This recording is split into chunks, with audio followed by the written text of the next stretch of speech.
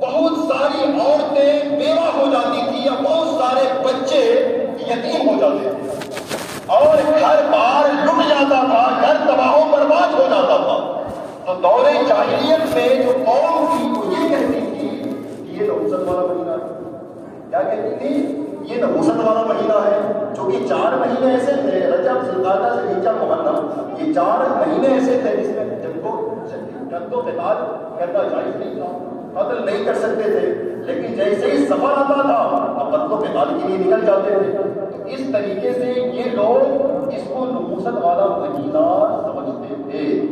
لیکن جب میرے آقا آئے، جب میرے حبیب صلی اللہ تعالی علیہ وسلم آئے، آپ نے دیکھا کہ دور جاہلیت میں قوم کا نظریہ کیا ہے سفر کے مہینے کے تعلق سے. آپ نے اس کی فکر کو پڑھا، آپ نے اس کے نظریے کو پڑھا، آپ نے اس کی سوچ کو پڑھا، تو آپ نے دیکھا کہ یہ قوم جو دور جاہلیت میں ہے، یہ قوم جو جاہل قوم ہے، سفر کے مہینے کے تعلق سے یہ سوچ رکھتی ہے کہ سفر کا مہینہ نحوست والا مہینہ ہے، سفر کا مہینہ مصیبت والا مہینہ ہے، سفر کا مہینہ پریشانی والا مہینہ ہے. آپ نے فرمایا اے قوم سنو، لا سفر والا مہینہ نحوست والا مہینہ نہیں ہے. سفر والا مہینہ نحوست والا مہینہ نہیں ہے. اللہ تبارک و تعالیٰ نے کسی سال کو نحوست والا سال نہیں بنایا، کسی مہینہ کو نحوست والا مہینہ نہیں بنایا، کسی ہفتے کو نحوست والا ہفتہ نہیں بنایا، کسی دن کو نحوست والا دن نہیں بنایا، کسی رات کو نحوست والا رات نہیں بنایا، کسی بھی وقت کو نحوست والا وقت اللہ تبارک و تعالیٰ نے نہیں بنایا. لیکن آج ہم کچھ دنوں کو نحوست والا دن سمجھتے ہیں. ہمارے اندر بھی دور جاہلیت جیسی فکر آ چکی ہے، دور جاہلیت جیسا نظریہ آ چکا ہے، دور جاہلیت جیسی سوچ آ چکی ہے ہمارے اندر بھی. ہم بھی آج کچھ ایسے انجام ہیں. آپ ہندوستان کے اندر کی دیکھ لیجیے. اتوار کو ایک شخص نے فون کیا میرے پاس، اس نے کہا کہ اتوار کو فاتحہ کرنا ہے. میں نے کہا ٹھیک ہے. پھر 10 منٹ کے بعد فون آتا ہے، کہتے ہیں حضرت اتوار کو نہیں کرنا ہے، اتوار کا دن اچھا نہیں ہے. کیا کہتے ہیں؟ اتوار کا دن اچھا نہیں ہے، جمعہ کو فاتحہ کریں. میں نے کہا کہ اللہ کی نظر میں اور اسلام کی نظر میں کوئی ایسا دن نحوست والا نہیں ہے. سارے انجام، سارے فیض، سارے دن جو ہے اللہ تعالیٰ کی نظر میں محبوب ہے، پسندیدہ ہے. ہم کسی بھی دن کو غلط نہیں کہہ سکتے، ہم کسی بھی دن کو نحوست والا دن نہیں کہہ سکتے. یہ چیز میں نے اس سے کہا. لیکن آج جب ہم شادی کرتے ہیں، ہندوستان کی بات کر رہا ہوں میں، جب ہم شادی کرتے ہیں تو لوگ آتے ہیں مولانا صاحب کے پاس، عامل کے پاس، مفتی کے پاس، حضرت شادی کرنا ہے، کون سا اچھا دن ہے بتا دیجیے. کیا بولتے ہیں؟ کون سا اچھا دن ہے بتا دیجیے. لوگ دن 3، 23 اور 13 کو 3، 23، 13، 8، 28، 18 3، 23، 13، 8، 28، 18 کو نحوست والا دن سمجھتے ہیں. میں آپ سے کہنا چاہتا ہوں کہ دن کوئی بھی نحوست والا نہیں ہوتا. حدیث قدسی ہے، اللہ تبارک و تعالیٰ ارشاد فرماتا ہے. میں حدیث بیان کر رہا ہوں، میں اپنی طرف سے کوئی بیان نہیں کر رہا ہوں، کچھ نہیں بیان کر رہا ہوں. میں جو بھی بیان کرتا ہوں یا تو حدیث بیان کرتا ہوں یا تفسیر کا خلاصہ بیان کرتا ہوں یا پھر صحابہ کے اقوال کو بیان کرتا ہوں. میں اپنی طرف سے کوئی بات نہیں کہتا. حدیث قدسی ہے، میرے رب میرا اللہ ارشاد فرماتا ہے یؤذینی ابن آدم.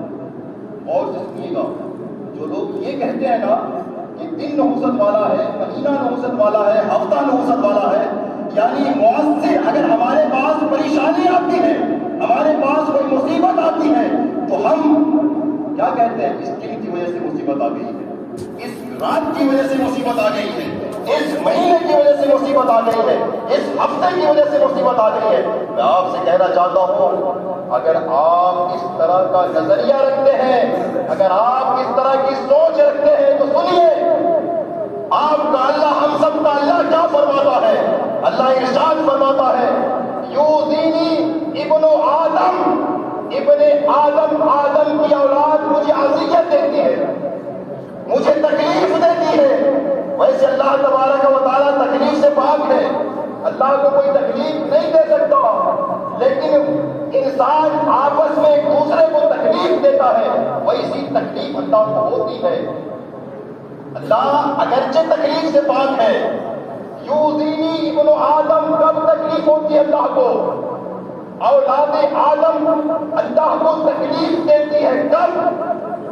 یسب الدہر وانا الدہر وبید الامر واقلب اللیل والنہار، حدیث قدسی میں سنا رہا ہوں۔ اللہ ارشاد فرماتا ہے کہ مجھے ابن آدم اذیت دیتی ہے، اور وہ ایسی اذیت دیتی ہے، وہ زمانے کو گالی دیتی ہے۔ کیا دیتی ہے؟ زمانے کو گالی دیتی ہے۔ ارے ہم نے کہا کہ یہ دن نحوست والا ہے، یہ ہفتہ نحوست والا ہے، یہ وقت نحوست والا ہے، یہ زمانہ نحوست والا ہے، گویا ہم زمانے کے ساتھ نحوست کی قید لگا کر، دن کے ساتھ نحوست کی قید لگا کر، رات کے ساتھ نحوست کی قید لگا کر، ہفتے کے ساتھ نحوست کی قید لگا کر، مہینے کے ساتھ نحوست کی قید لگا کر، گویا ہم زمانے کو، دن کو، مہینے کو، ہفتے کو گالی دے رہے ہیں۔ اور اللہ فرماتا ہے جو زمانے کو گالی دیتا ہے وہ مجھے گالی دیتا ہے۔ معاذ اللہ۔ لوگوں کی اس بات کہنے پر، اس سوچ پر، اس گھٹیا سوچ پر، ایسی فکر پر میں معاذ اللہ میں نے کہا ہے اللہ کی پناہ، جو زمانے کو نحوست والا سمجھتا ہے وہ گویا اللہ کو گالی دیتا ہے۔ اللہ تبارک و تعالی یہ ارشاد فرماتا ہے۔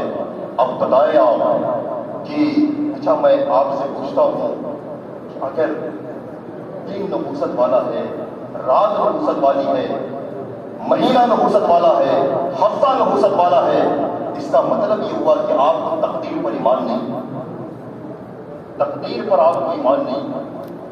یاد رکھیں اعمال سے پہلے ایمان ضروری ہے۔ ایمان، ہمیں ایمان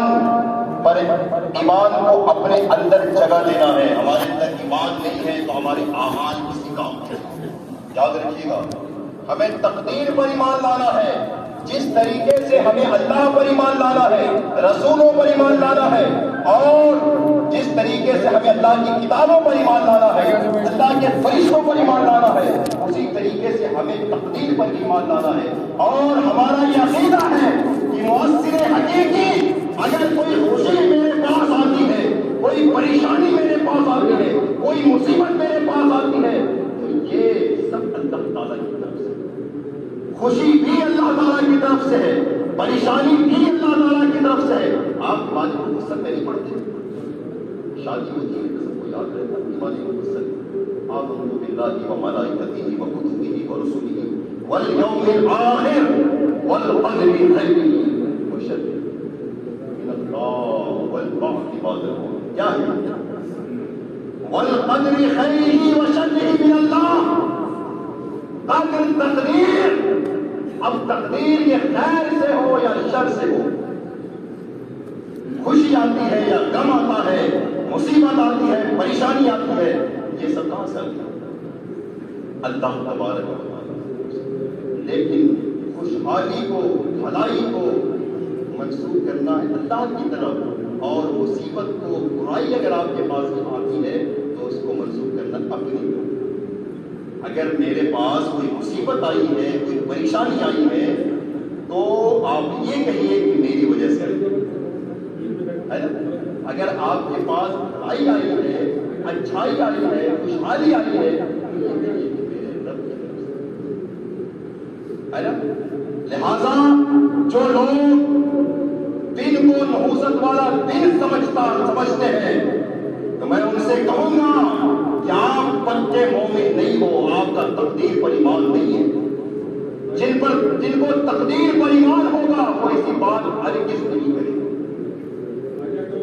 اچھا، کچھ لوگ اس مہینے میں شادی بیاہ کو منحوس سمجھتے ہیں، کہتے ہیں سفر کے مہینے میں شادی بیاہ نہیں کرنی چاہیے، شادی بیاہ کریں گے تو شادی ٹوٹ جائے گی، شادی سفل نہیں ہو پائے، شادی میں کامیابی نہیں ملے۔ اور کچھ لوگ کاروبار کو بھی کہتے ہیں کہ اس مہینے میں ہمیں کاروبار نہیں شروع کرنا ہے، کاروبار بھی شروع نہیں کرتے کچھ لوگ۔ اچھا، کچھ لوگ تو ایسے ہیں، پڑھے لکھے کی بات کر رہا ہوں میں، کچھ لوگ تو ایسے ہیں جو یہ کہتے ہیں کہ 10 محرم الحرام کو کاروبار کرنا حرام ہے۔ معاذ اللہ، کیا کہتے ہیں؟ 10 محرم الحرام کو کاروبار کرنا حرام ہے۔ کیوں حرام ہے؟ امام حسین شہید ہوئے تھے تو ان کا غم منانا چاہیے، کاروبار نہیں کرنا چاہیے۔ لا حول ولا قوت الا باللہ۔ ارے ٹھیک ہے بھائی، امام حسین کی شہادت ہوئی تھی، امام حسین قتل ہوئے تھے، لیکن غم منانا تو صرف 3 دن ہے نا، سوگ منانا صرف 3 دن ہے اسلام میں، اس کے بعد سوگ منانا جائز نہیں ہے۔ اگر کوئی مر جائے، انتقال کر جائے تو اسلام ہمیں یہ اجازت دیتا ہے کہ ہم صرف 3 دن سوگ منا سکتے ہیں، کم منا سکتے ہیں، اس کے بعد ہم سوگ کم نہیں منا سکتے۔ اگر اس کے بعد بھی کوئی سوگ یا کم مناتا ہے گویا وہ اسلام کے خلاف جاتا ہے، قرآن کے خلاف جاتا ہے، حدیث کے خلاف جاتا ہے، وہ اپنی منمانی کرتا ہے اور اندھیرے میں وہ تیر چلاتا ہے۔ ایسے شخصوں کو اور ایسے لوگوں کو سمجھنا چاہیے۔ ہاں، ایک عورت ہے جسے 4 مہینہ 10 دن کی اجازت، جس کا شوہر مر جائے، اب وہ 4 مہینہ 10 دن اپنے شوہر کی وفات کا غم منا سکتا ہے۔ بس اسی عورت کے لیے اتنے دن کی اجازت ہے، اس کے بعد اور کسی کے لیے اتنے دن کی اجازت نہیں ہے۔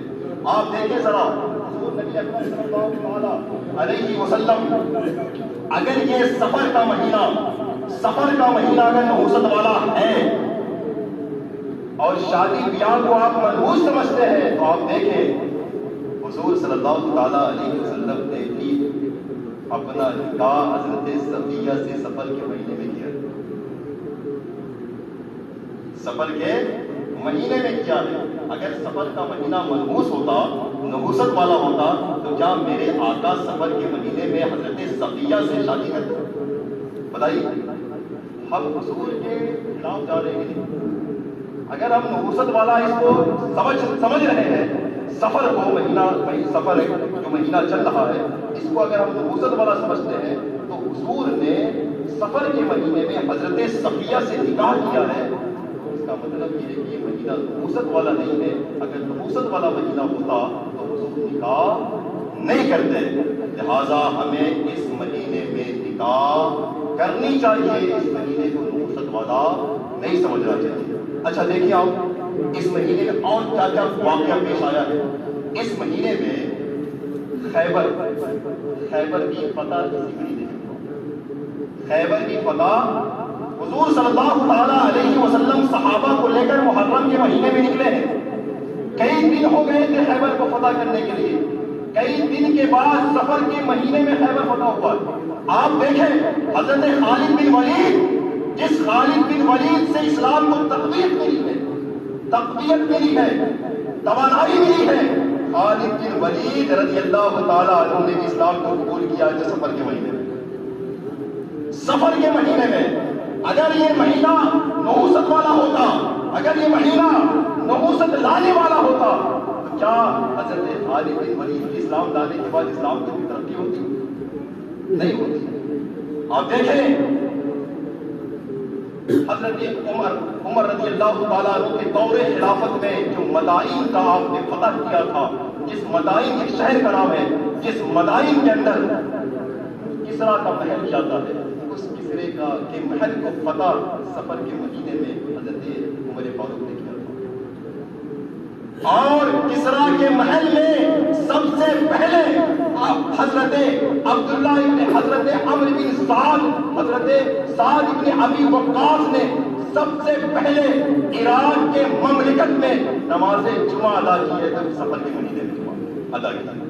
آپ بتائیں اگر یہ نبوت والا مہینہ ہوتا، اگر یہ پریشانی لانے والا مہینہ ہوتا تو کیا اتنے شاندار واقعات اس مہینے میں رونما ہوتے؟ نہیں ہوتے۔ اس کا مطلب یہ ہے کہ سفر کا مہینہ یہ نبوت والا مہینہ نہیں ہے۔ آپ دیکھیں حضرت صفیہ رضی اللہ تعالیٰ عنہ کا نکاح حضور سے اسی مہینے میں ہوا۔ آپ حضور حضرت صفیہ رضی اللہ تعالیٰ عنہ دور جاہلیت میں اس کے خاوند کوئی اور تھے، اس کے شوہر کوئی اور تھے۔ جب خیبر کا واقعہ ہوا نا، جب خیبر فتح ہوا تو خیبر فتح کرنے کے بعد، خیبر کے فتح ہو جانے کے بعد قیدیوں کو لایا گیا۔ ان قیدیوں میں حضرت صفیہ بھی تھی، حضرت صفیہ بھی تھی۔ اور اس سے پہلے جب خیبر فتح نہیں ہوا تھا، اس سے پہلے حضرت صفیہ نے خواب میں دیکھا۔ خواب میں کیا دیکھا؟ آپ نے خواب میں دیکھا کہ آسمان سے چاند آیا ہے اور میرے گود میں آ گیا ہے، آسمان سے چاند اترا ہے اور میرے گود میں آ گیا ہے۔ یہ خواب اپنے خاوند سے، اپنے شوہر سے وہ کہتی ہے، یہ خواب بیان کرتی ہے۔ پتا ہے اس کے شوہر نے حضرت صفیہ کو ایک تھپڑ دیتا ہے، اس کے شوہر حضرت صفیہ کو ایک تھپڑ دیتا ہے، ایک تماچا مارتا ہے اور کہتا ہے صفیہ کیا تم چاہتی ہو کہ عرب کا بادشاہ، عرب کا جو شاہ ہے یعنی محمد صلی اللہ تعالیٰ علیہ وسلم، ان سے تمہارا نکاح کر دیا جائے، یہ تم چاہتی ہو؟ لیکن خواب کی تعبیر نہیں کی۔ جب خیبر فتح ہوا، خیبر فتح ہونے کے بعد جب قیدیوں کو لایا گیا، ان قیدیوں میں بہت سی عورتیں تھیں، ان میں کچھ عورتیں ایسی بھی تھیں جو عزیزوں کے قتل کی وجہ سے، اپنے بچوں اور اپنے شوہروں کے قتل کی وجہ سے کوئی مٹی کو اٹھا کر کے سر پہ ڈال رہی ہے، کوئی کپڑے کو پھاڑ رہی ہے، بے صبری کا مظاہرہ کر رہی ہے۔ حضور صلی اللہ تعالیٰ علیہ وسلم وہاں تشریف فرما ہے اور آپ نے کہا جو عورتیں سروں پر مٹی ڈال رہی ہیں، جو عورتیں گربان کو چاک کر رہی ہیں، ان سے گزارش ہے ان کو یہاں سے لے جاؤ۔ حضور کیا فرماتے ہیں؟ ان کو یہاں سے لے جاؤ۔ لیکن حضرت صفیہ بے صبری کا مظاہرہ نہیں کیا بلکہ صبر کے ساتھ کھڑی رہی۔ دیکھیے مسجد کا ہنگامی چندہ شروع ہو رہا ہے۔ آپ سے گزارش ہے ماشاءاللہ آپ لوگوں نے پچھلے جمعہ کو کچھ ہمت دکھلائی اور کچھ زیادہ توجہ دی، تو اس سے پہلے والے جمعہ کی بنسبت پچھلے جمعہ کو 24,000 روپے آئے تھے۔ میں چاہتا ہوں اور آپ سے امید بلکہ یقین کرتا ہوں کہ انشاءاللہ اسی طریقے سے یہ بڑھتا جائے گا، گھٹے گا نہیں انشاءاللہ۔ آپ لوگوں نے ساتھ دیا تو انشاءاللہ یہ چندہ ہو رہا ہے، یہ بڑھتا جائے گا، گھٹے گا نہیں۔ دیکھیے آپ کے سامنے یہ مائک ہے، یہ مائک نیا ہے، یہ مشین نہیں ہے، اور یہ اسپیکر جو آپ دیکھ رہے ہیں یہ اسپیکر بھی نیا ہے، اوپر بھی 2 لگا ہے، اس سے اوپر بھی 2 لگا ہے، اس سے اوپر بھی 2 لگا ہے۔ یہ سب آپ نے خریدا ہے، کون خریدا ہے؟ ہم نے خریدا ہے، اکبر بھائی نے خریدا ہے، محبت بھائی نے خریدا ہے، سب نے خریدا ہے۔ کس نے خریدا ہے؟ سب نے خریدا ہے۔ تو یہ آپ کا ہی پیسہ ہے اور آپ کے پیسے سے ہی مسجد کے جو بھی اخراجات ہیں اور جو بھی ضروریات ہیں وہ سب آپ کے پیسے سے۔ اس لیے آپ سے گزارش ہے، مؤدبانہ گزارش ہے کہ آپ بڑھ چڑھ کر کے حصہ لیجیے۔ جہاں آپ اپنے گھروں میں خرچ کرتے ہیں اس سے کہیں زیادہ آپ کو اس میں حصہ لینے کی ضرورت آوشکتا ہونی چاہیے۔ میں کیا عرض کر رہا تھا؟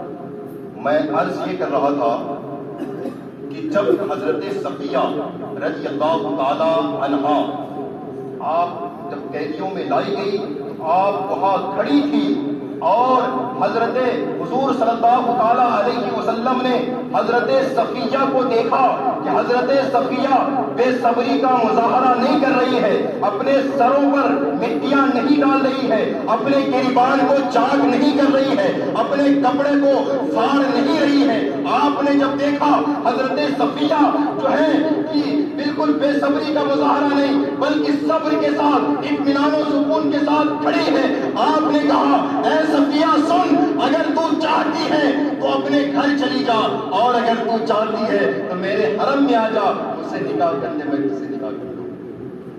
حضرت صفیہ رضی اللہ تعالی عنہا کہ آپ نے عزت کی اس موقع سے جب کہ آپ کا شوہر حضرت صفیہ کا شوہر بھی مر گیا تھا، اس کے باپ بھی مر گئے تھے، سب کافی تھے، سب لوگ مر گئے تھے خیبر میں، لیکن یہ اکیلی بچی تھی تو حضور نے عزت کے طور پہ اور حوصلہ افزائی کے طور پہ ایک دھارس بندھائی اور کہا اے صفیہ اگر تو چاہتی ہے گھر چلی جا، اور اگر تو چاہتی ہے تو مجھ سے نکاح کر لے، میں تجھ سے نکاح کر لوں۔ پتہ ہے حضرت صفیہ نے حضور کی خدمت کو قبول کیا، گھر جانا قبول نہیں کیا بلکہ حضور سے نکاح کرنے کو قبول کیا۔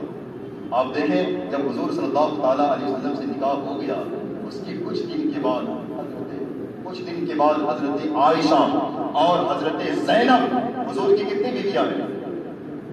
حضور کی کتنی بیویاں ہیں؟ 11 بیویاں۔ کتنی بیویاں ہیں؟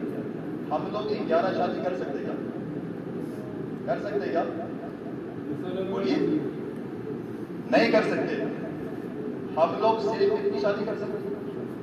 4 شادی کر سکتے ہیں، بس 4 شادی کر سکتے ہیں، 5 بھی کر سکتے ہیں، 6 بھی کر سکتے ہیں، 7 بھی کر سکتے ہیں، 8 بھی کر سکتے ہیں۔ کب